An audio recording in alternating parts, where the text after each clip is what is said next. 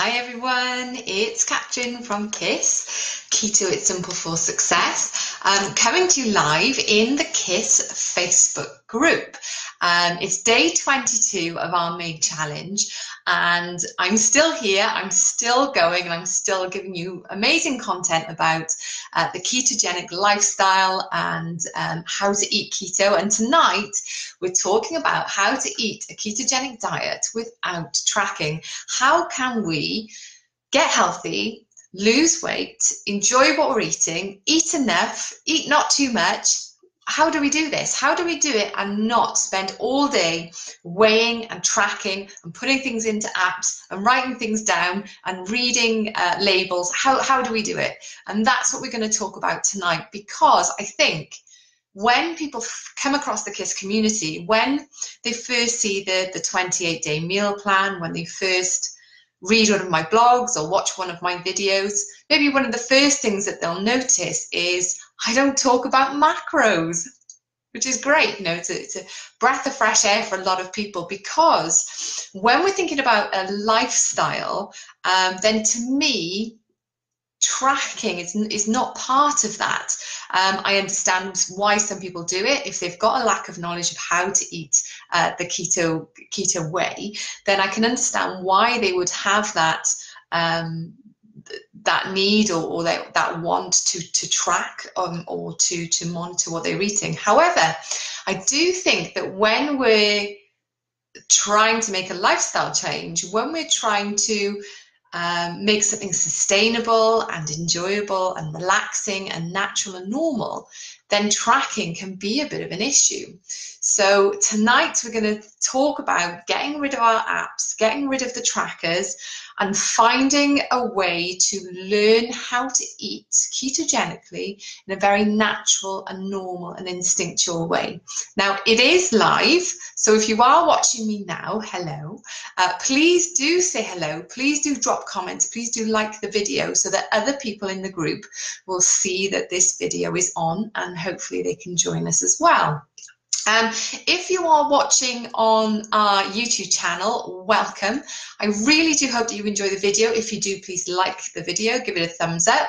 If you would like more from our main challenge, or to learn about the ketogenic lifestyle and the KISS community and the way that we eat, then please do subscribe. And if you'd like to be notified when I next put a video on, then of course click that notifications bell and YouTube will tell you when I've done that.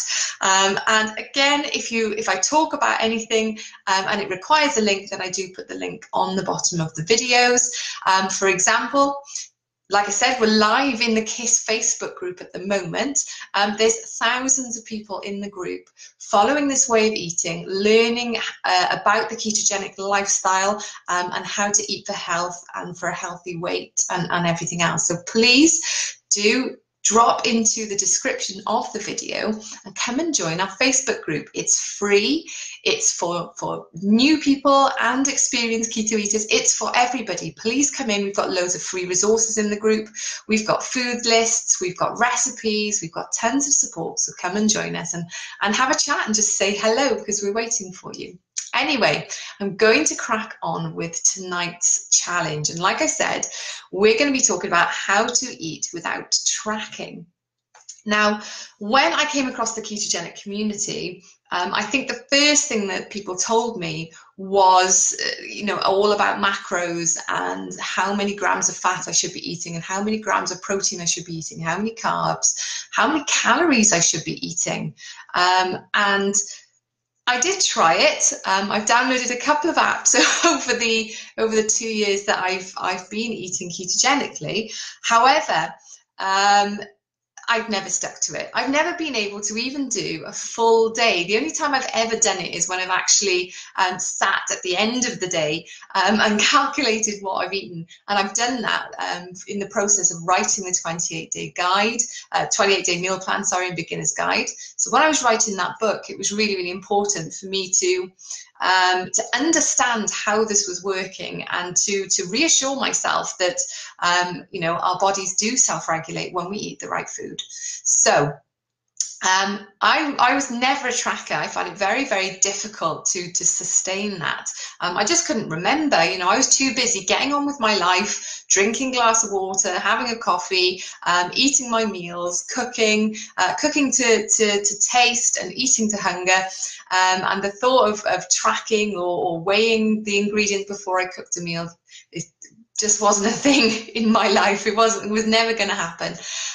So I needed to find a way. If I was going to write a book, if I was going to run a trial with people of this way of eating, then it was really important that I understood how the body can learn to eat naturally and to not overeat, but also not undereat, because both of those things can be an issue.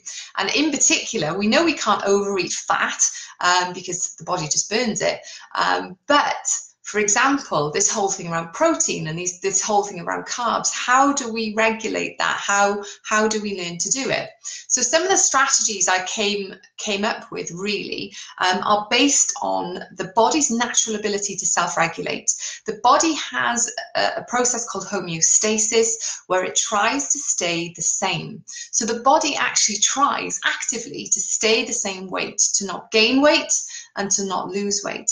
And it does that through regulating our hunger and satiety hormones, making us fast and making us eat.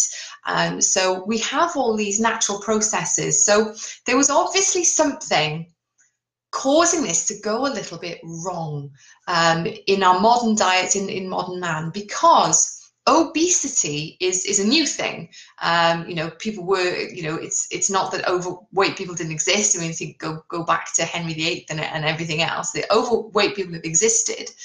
But as a general population, humans have always been quite lean and of a healthy weight. So this whole thing with obesity is new. So what is causing it then? Why are we unable? Hi everybody. Do comment. Do just say hello if you're there. Hi Veronica, nice to see you. The more you comment, the more people in the group see the video. So if you can just say hello, that would be great, and more people will see it. Anyway, so there's something that we're eating or doing or thinking or being taught. Something is causing this inability to self-regulate our weight and to maintain a normal weight without having to think about it. Because again, this idea of calories is new. Until the 20th century, these whole idea of weight reduction diets, that's new. So before that, how were people managing to just stay a normal weight, even if they weren't poverty stricken and scarce of food? How were people slimmer then than they are now? What is it? So there's a couple of things that have come into it. First of all, was the carbohydrate intake. So we know that over the 20th century, the amount of carbohydrates in people's diets, and particularly refined carbohydrates, have massively increased. Now, you probably know if you've been eating ketogenically for a while, but when you are eating carbohydrates, you are more hungry. You have more hunger, you have more cravings, and you eat more. You eat more and you eat more often, naturally, because of that carbohydrate intake. You've got these ups and downs of blood sugar, the ups and downs of insulin, and the body tries to maintain blood sugar by sending you out to find more sugar.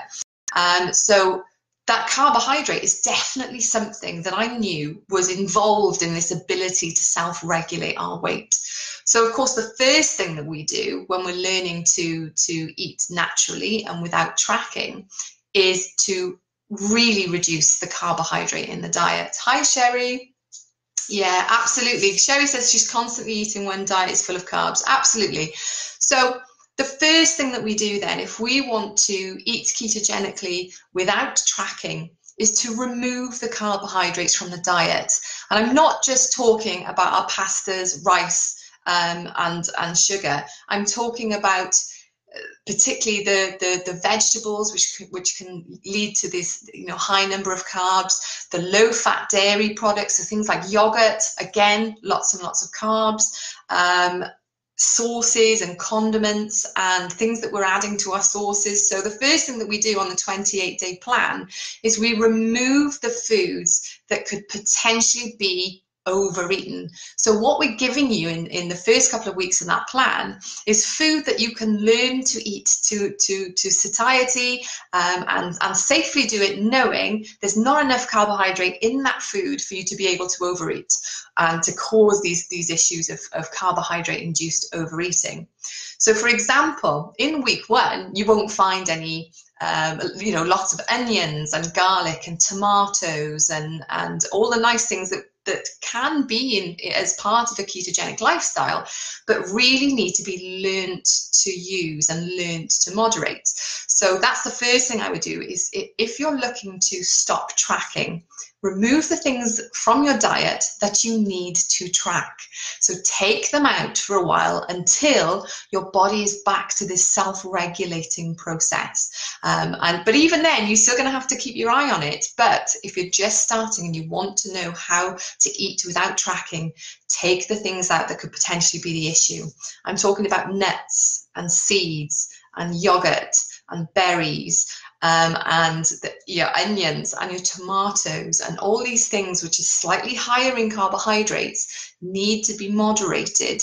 And without the tracker, when you first start, the best thing to do is stick to the foods in that first week of the 28-day plan, and eat them knowing that you can't overeat. The foods there are perfectly suitable for that first part of the process.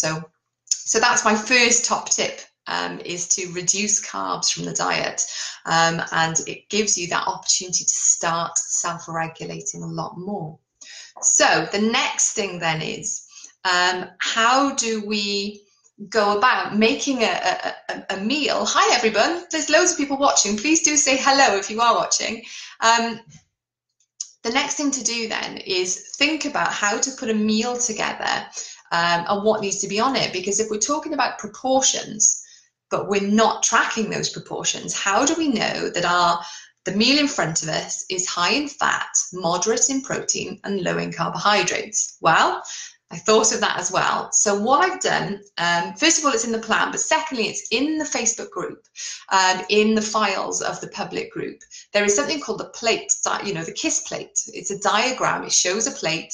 I'm not an artist, so you'll just you just have to deal with the level of simplicity of it. But it shows that on that plate there is a moderate portion of protein. So I'm not talking about 20-ounce steaks. I'm not talking about 6 beef burgers or an entire chicken.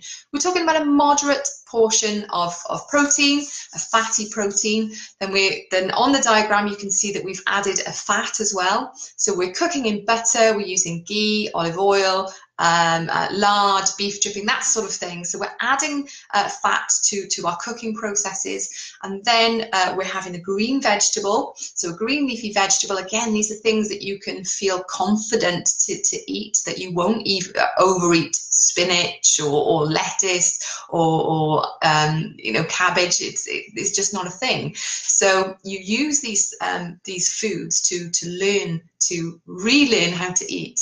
You add fat to those vegetables. So you add your butter and your sauces and your dressings. Hi everyone. It's nice to see you. You add that fat on as well. Now, what that fat does is it helps to trigger the hormones in the body that tell you you're full. Now, we've taken the carbohydrate out, which would tell you to eat, and we're replacing it with fat, which tells you you are full. So, straight away you can start to see how we use food on the KISS way of eating to help our body to relearn how much to eat. So we increase the fat to give our body that level of satiety and satisfaction, and we remove the carbohydrates which cause the overeating. So that's the first two things. And like I said, moderate protein. So our meals include a protein. So I'm talking an eggs portion would be maybe 3 eggs. But again, if you're really hungry, it's going to be 4 or 5. If you're a big guy, who knows, it could go up to 8. So we've got the protein on there, we've got our added fat, so from our cooking and dressings and sauces. Then we've got our green vegetables, which we know are low in carbohydrate and that we can eat to you know, as much as we want. It's not going to impact us in any big way, other than maybe make you feel a bit bloated. So we're going to do those things and we're going to make that meal. So how much do we have to eat? And I know today we've been talking about calories again in the group, and this is a big thing. And I know that Cheryl posted a link to the calories blog that I wrote. And this is something that we work on a lot in the members group as well. We've done a Thursday theory on calories and how many calories we're supposed to eat and this sort of thing.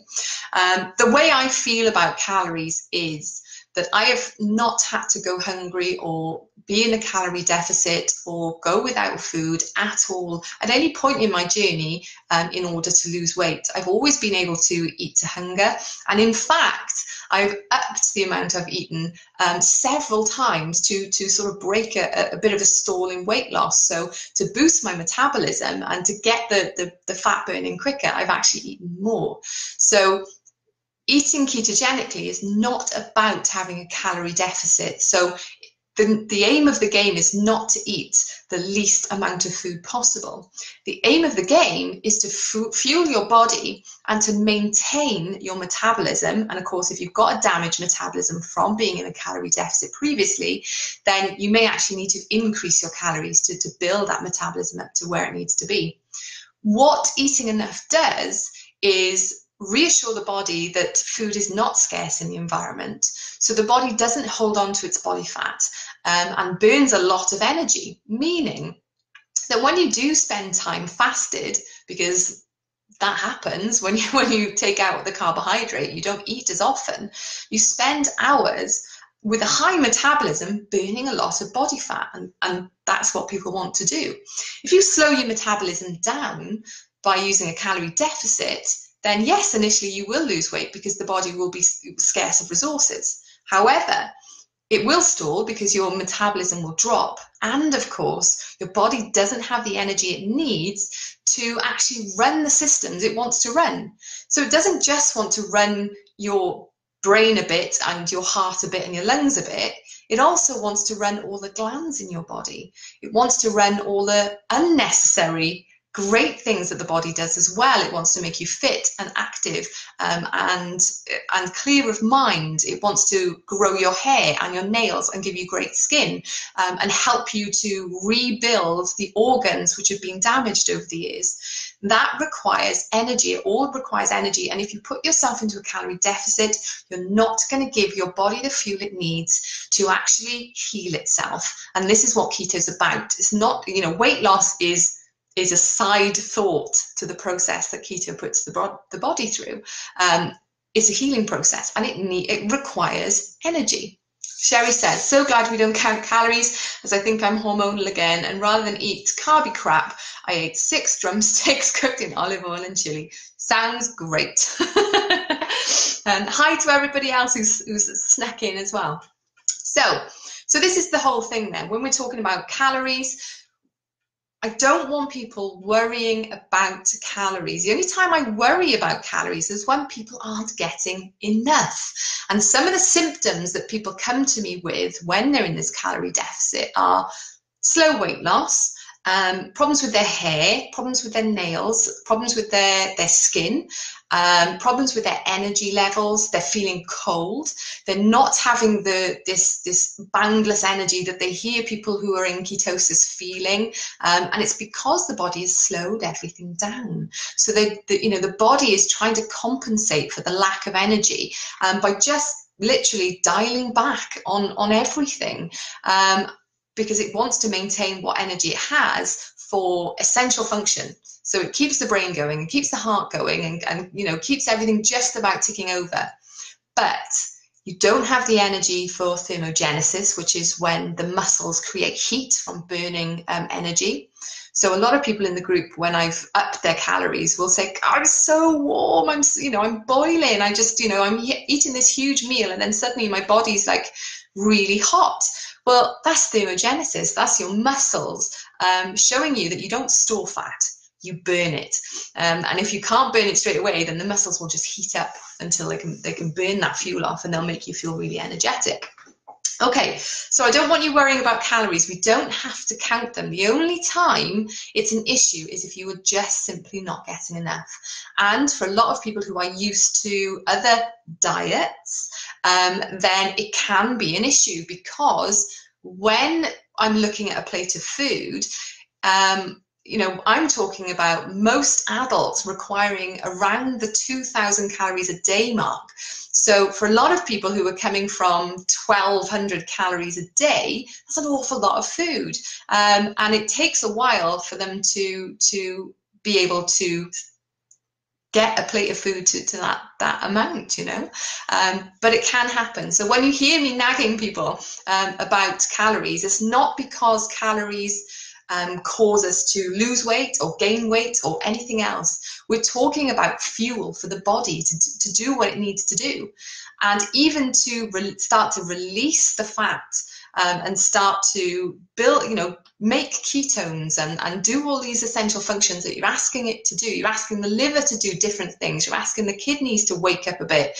You're asking all the organs in the body to come on, get moving, you know, get healing this body. And all of those processes require energy. So if you lack energy in the diet, first of all, there's that potential for the metabolism and all the processes of the body to slow down.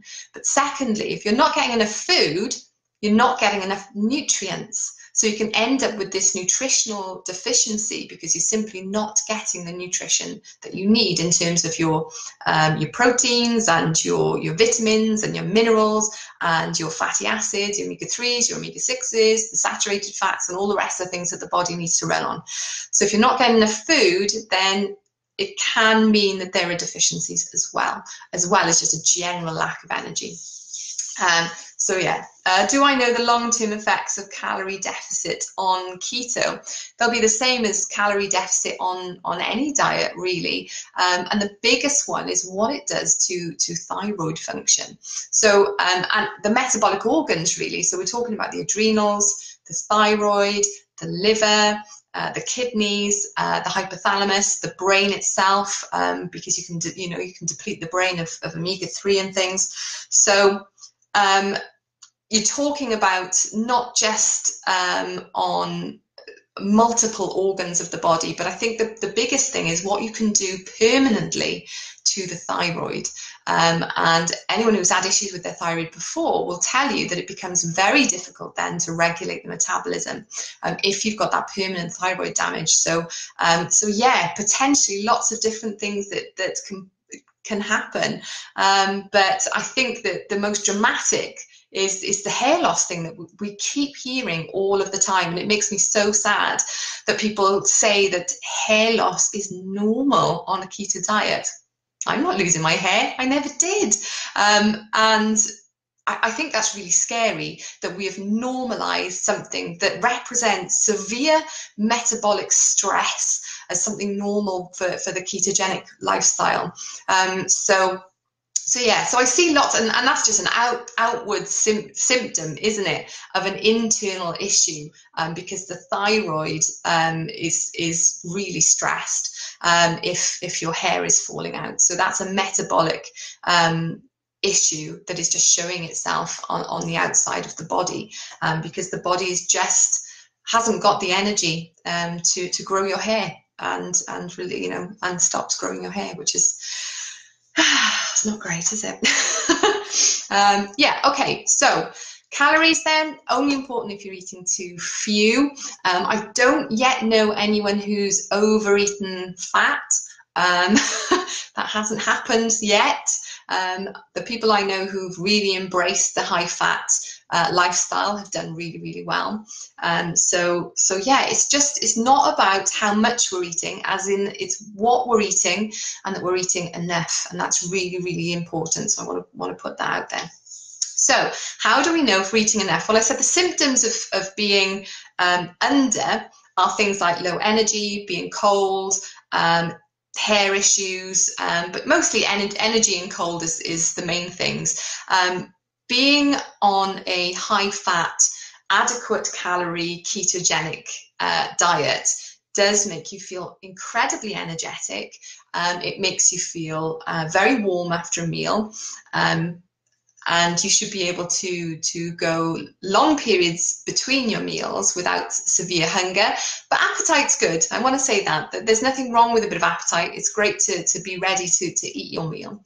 However, hunger and severe hunger within just a few hours of eating is your body telling you to eat more. So you do need to listen to these body cues to make sure that you aren't just trying to ignore hunger, because again, that's a learned behavior from the diet industry and this weight loss idea that the way we lose weight and the way we get healthy is to be constantly hungry. That is absolutely not the case. We don't have to be hungry to be burning body fat, because ketones don't work like that. They suppress hunger. So we don't have to be hungry. So be aware, start listening to your body. And if you are having issues with hunger, then you're either not eating enough, or there are still carbohydrates in your diet that are giving you those eating cues. I'm going on 4 months eating beefy, healthy keto meals, and I've started losing hair. Yeah, absolutely. And it's true. It's absolutely true. And Sherry says, I have less hair loss now, and I'm used to losing hair as she's got polycystic ovarian syndrome. Yeah, so what's happening, Sherry, is obviously two things. You're eating a nutrient-dense diet, which is obviously helping your hair to grow, and you're also treating your polycystic ovarian syndrome, so it's reducing the symptoms of that. So it's a twofold process there, which is great to hear. Okay, so the next thing I wanted to talk about, we've talked about calories and how to know that we're eating enough. Well, you need to feel energetic, and you need to feel warm, and you need to feel able to conquer the world. That's how to know that you are eating enough. So how do we know how to eat enough protein, for example? Well, I eat protein, it's the basis of each of my meals. I don't have protein-free meals. I don't eat masses of protein. I don't eat a whole chicken for dinner. However, I know that I have protein needs, and as we age and as we become more active, our protein needs increase. So protein is really important. So if I'm going to have a meal, the first thing I think about is my portion of protein. How much is a portion? Well, it depends how hungry I am. But the way the way we self-regulate our protein intake is by not eating lean protein. This is key, and certainly not eating lean protein with carbs. Those chicken nuggets with the bread, they are literally the worst thing ever. Or Chinese food, when you've got the chicken in a sweet sauce. No, that is something that you will overeat and not self-regulate. So when I eat protein, the way to self-regulate is to eat protein as nature intended it to be eaten, with the fat and the skin and everything on it. It's very, very important that we don't eat lean protein, because lean protein can be overeaten. And that's why I always go, if someone's talking about like lean protein drinks and things like that, because your body won't self-regulate it. Nature never intended animals to come trimmed up and extra lean. That's not how they're meant to arrive in the human body. That's not how we would traditionally have eaten them. In fact, we always would have gone for the fattiest cuts and the organ meats and the brain and things like that. So we eat our protein with fat, and this is how we regulate it. We use the fat on the protein to trigger those hormones that we talked about that actually make us feel full. So, for example, if we're eating chicken, we're either eating chicken thighs or wings or leg, that sort of cut of the chicken. If we're eating chicken breast, then it needs its skin, and it needs added fat as well in order to produce that fat satiety and to stop you eating when your body has had enough food. It's the fat that the body's looking for, remember.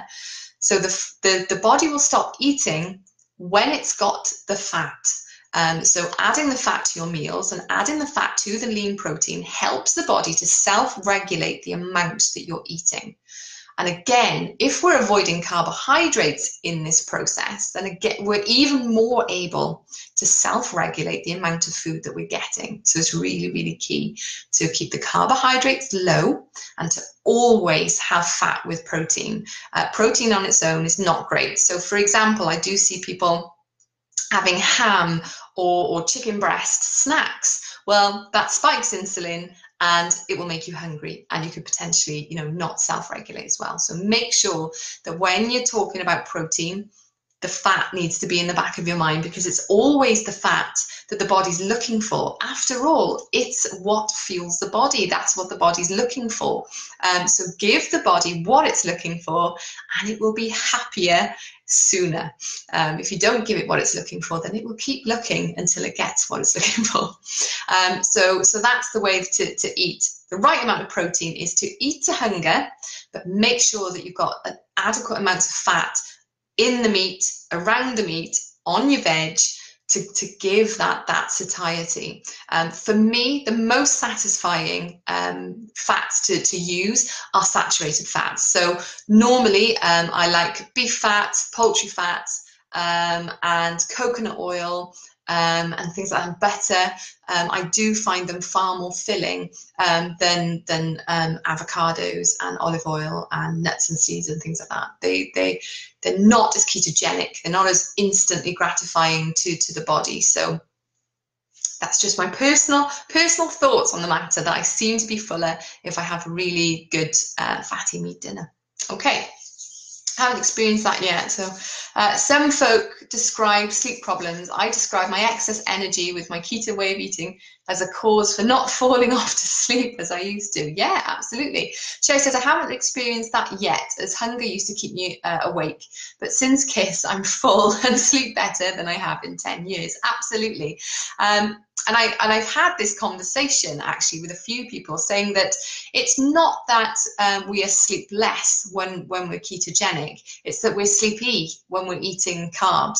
So what we're experiencing when we're ketogenic is actually the way human beings should have been. We're more alert, we're more able to do things, we have more stamina, we can use more hours of the day. We're not having the mid-afternoon crashes and the naps and the falling asleep in front of the TV. That's not happening because we are more alert. The brain is firing on all cylinders and working far better, and needing less rest and recuperation. And of course, the digestive system is more efficient as well. So we're just basically as we're supposed to be. When you eat a high carbohydrate meal, you get a massive spike of insulin and you feel pretty shoddy and really sleepy and as if you could nap afterwards. That's insulin, that feeling.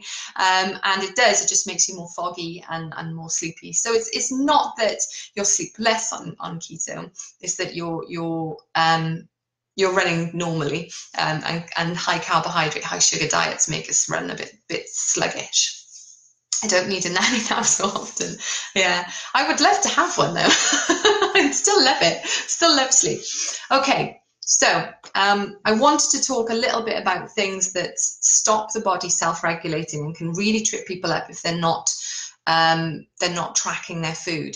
And some of those things are, like I said, carbs, hidden carbs as well. So for example, if you're still eating cheap sausages, then they're going to have a high amount of carbohydrate fillers in them. Or if you're still eating yogurts or dark chocolate or fruit teas, let me think of all the things that people have mentioned recently that I thought, carbs.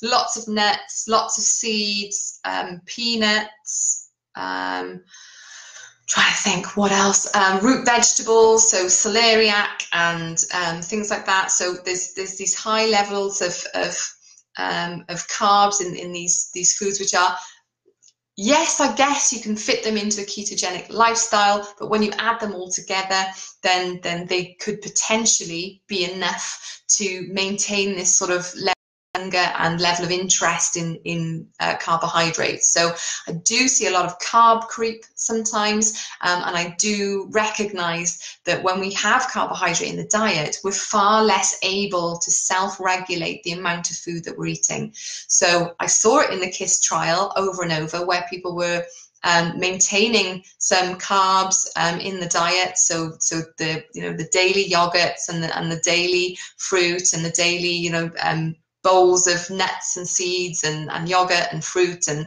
the type of keto granola type stuff that unfortunately still has a lot of carbohydrate in it, and lots of dairy and these sorts of things. I did notice that those people were either very hungry because they were trying to restrict what they were eating, or the amount that they were eating was steadily increasing. So during the trial, I noticed that carbs were an issue for self-regulating food intake. Other things then, sweeteners. If you read the blog on sweeteners, the issue is that the brain doesn't know it hasn't got carbs. The brain just knows that it tastes sweet. So unfortunately, again, sweeteners impact our ability to self-regulate. And in fact, there's lots of studies showing that people who drink sweetened soft drink, for example, eat on average 300 calories a day more than people who don't drink sweetened and in fact had sugary soft drink. So again, it's thought that the brain doesn't know the difference, and will continue to seek the foods and the carbohydrates and everything else. So it's things like that can impact self-regulation. Other things, your processed foods, so things that have flavorings, flavor enhancers, different types of numbers and everything else. All these chemicals are put in there by the food industry to make us overeat, to make us eat more of their product and go back and buy more. So you've got to be really, really careful with processed foods. And I'm talking everything from pepperoni and pepperami. Oh, by the way, pepperami has MSG in it. It is not a suitable snack for a ketogenic diet. It's actually really fattening. So it's the processed foods that you need to be aware of, because they have chemicals in them that the food industry have put in there to stop your ability to self-regulate eating. So how do we stay safe then? If there's all these things in all our food that are stopping us from self-regulating and from losing weight without having to track, how do we stay safe then? What do we do? Well, first of all, you could download the 28-day meal plan and beginner's guide, and that will do it for you. Or the other way is to stick to your whole foods, to use the KISS plate diagram to actually put together meals that are satisfying and that use this ability of fat to help regulate appetite. So you can do that. Cheryl said, when I eat cherry tomatoes, then I want them the next day too. Yeah, I have to really watch those closely and limit to once or twice a month because they're addictive. Yes. Fruit, which tomatoes are, contain fructose, Cheryl, and we've talked about that before. Fructose is highly addictive. Sherry, some pork scratchings have lots of stuff added that doesn't need to be in there. Tell me about it, Sherry. It's horrendous. And when I first started my journey, it's definitely something that I used a lot of. But I did get to know that the ingredients in there are actually there, not just to stop the product sticking together, but actually to build your appetite to eat more of it. So yeah, definitely something to be aware of. And even salt stimulates appetite as well. But I like salt, so we're allowed to eat that because it just makes people eat more fat normally. So salty food. Scratchings. Scratchings are pork rinds, Gail. Same thing, but we call them scratchings in the UK. And there's something that you eat in the pub normally. You have your pint of British ale and your bag of pork scratchings, and they're salty and they make you drink more beer. But yeah, so I think that they have a bit of a reputation here as being a bit of a pub thing, that old men eat in the pub, but surprisingly now lots of ketogenic people in the UK are eating them, and we are starting to demand far better food as well. Yeah, it's funny. Okay, so yeah, lots of things to watch out for that can trip us up. So by sticking to our good quality meats, our high fat dairy, our green vegetables, the things basically on the KISS plan that we know that some things can be eaten really safely and kind of without a limit on them. You can eat to hunger. Other things, however, have an impact on our hunger. So anything with a carb count. So I'm talking about your nuts and your seeds, and your yogurts and your berries and all those things. They all have the potential to alter our ability to self-regulate our food. If we're basing our meals on our good quality meats, on our wild caught fish, on our poultry, on our eggs, on our green vegetables, we're getting our electrolytes, and we're basing our lifestyle on very simple, normal, healthy food, then the body self-regulates. And it really surprises me how this happens, because over a month I'll have not hungry days and fasted days, and I can't look at another egg days, and then I get a whole week every month where if it's not moving, I'm going to eat it. So I know over the month that there's no calorie deficit, but again, there doesn't seem to be much of a calorie excess either. When I've calculated it, I'm kind of hitting what's called my total daily energy expenditure, which is around the sort of 1800 calories a day mark for my height and my weight and my age. That's exactly what I seem to be taking in. And I just think that that's amazing that the body does that. Some days I'm really, really, really hungry and I probably eat 3,000 calories. And then other days I haven't eaten at all because I haven't been hungry at all. But it's just, it's understanding that being not hungry is okay, as long as when you are hungry, you are fueling the body correctly. And during those first few weeks, it's really, really important to give the body the energy it needs to go through the process of healing the body. It's an incredibly intense time for all the systems of the body. If you think that every cell in the body has to switch over its fuel source, has to stop using glucose, it's going to start to burn off any glycogen. It's going to have to completely rewire itself to start taking on ketone bodies. This is a huge thing that we're asking the body to do. So you need to make sure that it's got the stuff it needs to do this really, really well. Which is all new to me as no psycho. Yeah, oh, bless you. What about MCT? Gail, MCT, I'm just going up a little bit. I knew it was a yeah, MCT. So MCT, medium chain triglycerides. So obviously, someone found out that MCTs are really good for the brain. They're really ketogenic, and they're associated with weight loss, with regulating blood sugar, that sort of thing. So MCTs were taken out of coconut oil, which is where they live originally, refined down and sold to the general public as a cure-all amazing thing, a health food. But it's also a refined oil, and a lot of the things that I love about coconut oil have been taken out. So coconut oil is about 16% MCTs.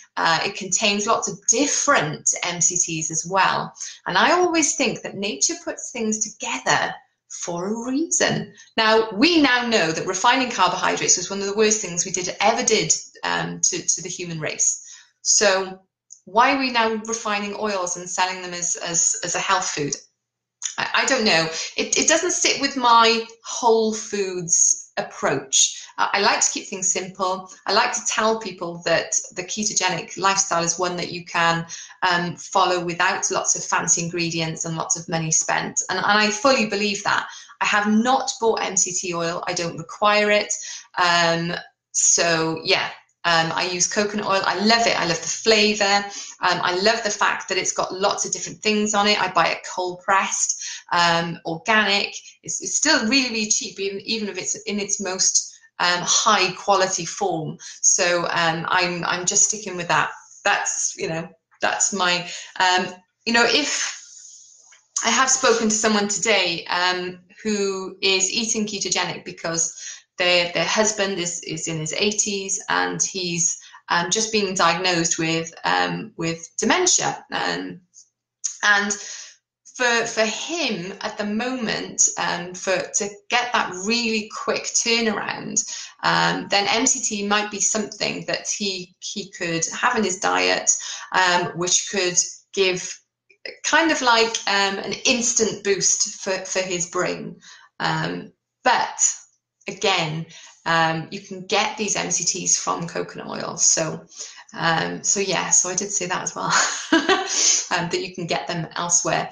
And of course, the most ketogenic fats are actually the short chain triglycerides. They're even smaller than the medium chain ones, and very quickly get used in the body's energy. And you find them in, guess what? Your saturated fats. So in our butter and in our animal fats is where you find the most ketogenic fats. It's no coincidence that the most beneficial nutrients for humans are found in the human's natural diet. That is no coincidence. We're designed to be hunter-gatherers, and that is where you find the nutrition that the human body needs. Saw something the other day about microwaving your food is removing all the good stuff. Yeah, I mean, first of all, heating anything does impact the nutritional value. I don't microwave a lot, actually. The only thing I do in my microwave is the 90-second bread. I was just thinking then, is there anything else I put in the microwave? But no, there's not. Oh, sometimes I heat my broth up in the microwave if I'm like being really lazy. But yeah, I don't know how, I haven't looked into it. And I'll be honest with you, it's not an area that I've really researched. I know there's a lot of people who are very anti-microwave, but I don't use it often enough to think that it would have a massive impact on my nutrition. But I do know that they send off all sorts of x-rays and stuff. X-rays, radiation. Friend had a guy from Mead Pharma research and is liking it, saying that the coconut is hard to digest. I'll send you the. Oh, yeah, that it is. Yeah. So in terms of coconut oil, it's actually very easy to digest. And it's one of the things that I have always really relied on for my fat, and I can tell you that I'm getting that MCT boost from coconut oil, because I really do feel it. If I've had a Kiss coffee, I know all about it, and that's when my best work is done. So yeah, I don't know. The coconut oil is something that's been in the human diet in tropical areas since humans lived there. So I'm really happy with coconut oil. But yeah, I guess there's always a reason to market a new product to people. Yeah. But no, I'm not 100% convinced that I need to take MCT oil, because I think I'm doing all right without it. Anyway, so I hope that gives everyone an idea of the whole way that we eat Kiss without tracking. Is we understand how to use the body's hormones, so this natural ability to stay the same weight and to regulate intake and to use fat as that trigger in the body. This is how we do it. It's not magic. It's just understanding what substances cause this natural ability to self-regulate, to go off a little bit, and we take those things out. So we're taking out the processed foods and the carbohydrates, and even some of the ketogenic foods which are slightly higher in carbs. I'm not one to eat loads of higher carb ketogenic food. So that's what I did in the plan. I took it back to absolute basics for the first 2 weeks, and only gradually brought in small amounts of other foods, so that people would understand that they need to be moderated, and they need to actually be a smaller amount of the diet than maybe that we're used to. And if there was ever any need to reset or to get things going again, then the plan in the first 2 weeks is very much the food that allows the body to relearn how to eat, and teaches you about what feeling full is, what feeling hungry is, and the difference between the different hormones and what it feels like to self-regulate. So that's the way we do it. It's not magic. It's just about hormones and removing chemicals which stop us from self-regulating. Because again, I say this all the time, but our default state is healthy. The body is designed to work perfectly well. It's things that we do to it and interrupt its normal processes. Liquid or powder MCT, you can get both. You can get both. Anyway, so yeah, so we are in a normal state. We are healthy. We are lean. It's other things that come in. It's our refined carbohydrates. It's those hidden carbs. It's the carb creep of the fake baked goods and the sweeteners and the desserts and the dark chocolate and the glasses of wine and all these things that we think, well, that's allowed on keto. Yeah, but if you eat them all, you're going to have issues. And if you are eating them, you need to be aware that self-regulating isn't as easy as when you're not eating those things. When you're just focusing your diet on the human's default diet, which is the hunter-gatherer, meat, fat, organ meat, some small amounts of vegetation, the wild-caught fish and the eggs that we would find. When we go back to the normal diet, guess what? The body resets into its normal ability to self-regulate the energy intake.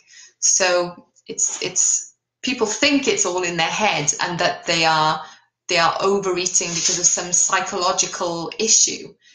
That may be the case if you've got an eating disorder, but for the vast majority of us who don't have an eating disorder, this is just chemicals in our food. This is just sugar driving us to more carbohydrate and driving us to eat more food. And it's literally the additives that's flavor enhancer. Think about it. Think about it. So yeah. So these are the things that really impact our ability to self-regulate. And when we go back to our natural diet, we go back to our natural ability to self-regulate food. And we're able to have large meals, fewer of them, more time in between, and just, not constantly looking for snacks, not constantly looking for more and more food, because we're satisfied, we're eating nutrient-dense foods, we're eating plenty of calories, and we've got all that body fat just in case our body needs to burn any more. So we're keeping our metabolism high so that when we do go to bed and our stomach's not full of food, then we start to burn our body fat at a faster rate. So yeah, that's how to do it. Gail loves a kiss coffee. Oh, Tony doesn't like coffee. Right, that's it, Tony, you're out. Only joking. But there's other things. People have done all sorts of stuff and made them into a full fat version. So for example, I know that Dawn, she likes her broth, like the Kiss broth. So she adds like butter or cream and things to her broth. So you can add fat to lots of different things. How do we figure out how many calories we need per day? Why do you need to know? No, honestly, there are calculators out there. So what you're looking for is something called your TDEE, your total daily energy expenditure, and that will kind of give you. They do this thing with like looking at the oxygen in and out. So they'll give you like the average of a person of your age, weight, height, and activity level, and they'll give you an approximate figure. But that will kind of tell you how many you need. But what it doesn't tell you is how many you need on a specific day, or to help with your specific health crisis, or anything else. It's just a drop, you know, it's just I don't know, it's just a figure. And for me, like I said, I sometimes go way over it and I'm sometimes way under it. Most of the month, I must say that I'm pretty much on it. But it, you know, knowing that figure doesn't actually give you anything. If you're if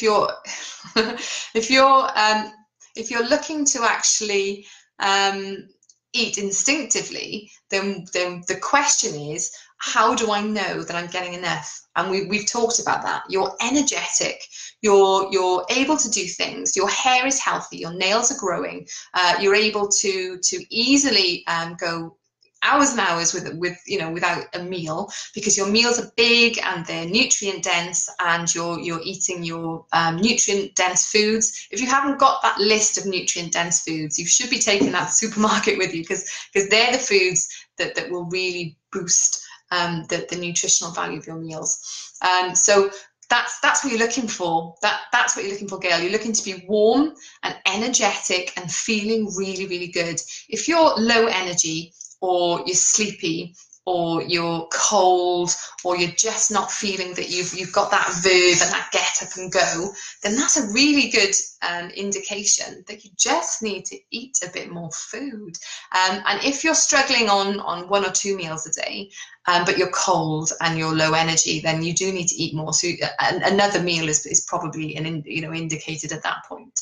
The only time that you would drop your meals is when you are able to get what you need in fewer meals. So for me, I have to be able to put away a lot of food to go down to 2 meals a day. And I haven't gone down to 1 meal a day because I literally can't eat enough, and I do end up cold, and I do end up in this calorie deficit, and it's just not where I personally want to be. But I can eat twice and get 2 good meals in me. So yeah, so you can check. However, if the whole point is to eat naturally and to relearn how to eat, then what we need to do is learn how to listen to the signals of the body to hear when it says, I've had enough, or I've not had enough. And we've talked today in the group about calories and hunger and how carbs impact that and everything else. So if you're following the KISS way of eating, then it's all about listening to those signals, removing the things from the diet that would impact your ability to self-regulate, but also not, fasting when you're hungry, not getting cold, not dropping meals before you can before you can eat meals with enough calories. It's that type of thing, and understanding that eating less will not make this process necessarily any easier, because when you get that calorie deficit, then the body just slows down. So yeah, it makes it difficult then to get going again. Where do we get to? Yeah, Theta Frey says she's always hot. Yeah, check out the files in the public group. Yeah, absolutely. Where do I get a list? Yeah, they're in the files of the public group. So like Sherry said, go and check them out. Obviously, they're in the 28-day plan. The difference with the list in the group and the plan is the plan takes you through day by day, relearning how to eat. But being warm is a really good indicator that you're doing this thing called thermogenesis, and it means that you are maintaining your metabolism at a high level. So yeah, that's a good sign. It's fantastic. You should be warm. It just shows your body is burning fuel, which is great. That's what you want it to do. Okie dokie. Said my okie dokie then. It's an hour in and I've got work again tomorrow, so I'm going to leave you now, and I hope you've really enjoyed that. I hope that's given you an indication that this is not voodoo. This is science. This is how the body works, and the closer we get back to our natural state of eating and the natural foods that we're meant to eat, the more natural our hunger and our satiety becomes. And when you're eating ketogenic foods, when you're eating the KISS plan, and when you're eating our food the way we do it, then you can absolutely trust your hunger. You can trust that you're full, you can trust that you're hungry. And as long as you're looking at your plate and going, there's protein, there's fats, there's a bit of green on there, there's loads of it, I'm going to try and eat as much as I can, and then see how long I can go until my next meal, then your body will really start to reset. I promise. That you know, everybody says to me after a week, 2 weeks, oh my goodness, you know, I just feel released from having to track and to measure and everything else. Right, I'm going. Good night all. See you in the group.